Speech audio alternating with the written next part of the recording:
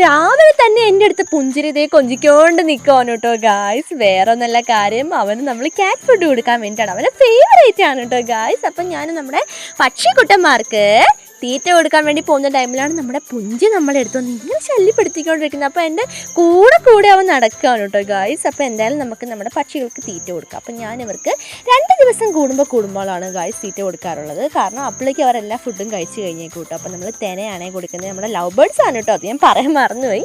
അപ്പോൾ നിങ്ങളുടെ വീട്ടിൽ ഇതുപോലെ ലവ് ബേർഡ്സ് ഉണ്ടെങ്കിൽ കമൻറ്റ് ചെയ്യാൻ മറക്കല്ലേ. എനിക്ക് എന്തായാലും ഇവരെ ഭയങ്കര ഇഷ്ടമാണ്. നമ്മുടെ അടുത്ത് ടോട്ടൽ 7 പേരുണ്ടായിരുന്നു കേട്ടോ ഗായ്സ്. അപ്പോൾ നമ്മൾ അവർക്കിതേ ക്ലീൻ ചെയ്യാൻ വേണ്ടി പോകണം. അപ്പോൾ തീറ്റയൊക്കെ കഴിഞ്ഞിട്ടുണ്ട്, അതുപോലെ തന്നെ വെള്ളം ഇതേ അവർ കഴിഞ്ഞിട്ടുണ്ട്. അപ്പോൾ വെള്ളം നമ്മൾ ഒരു ദിവസം 2 പ്രാവശ്യം കൊടുക്കണം കേട്ടോ ഗായ്സ്. അപ്പോൾ അവർക്ക് വെള്ളം അത്യാവശ്യമാണ്. അപ്പോൾ നമ്മുടെ പുഞ്ചി ഇതേ പക്ഷികളെ നോക്കുന്നുണ്ട്, പക്ഷേ അവൻ ഇതുവരെ പിടിക്കാനൊന്നും ശ്രമിച്ചിട്ടില്ല കേട്ടോ. അപ്പം തേന ഇട്ട് കൊടുക്കാൻ പോലും നമ്മളെ പുഞ്ചി സമ്മതിക്കുന്നില്ല, കാരണം അവൻ എൻ്റെ അടുത്ത് കൊഞ്ചിക്കൊണ്ട് നിൽക്കുവാണ് ഗായ്സ്.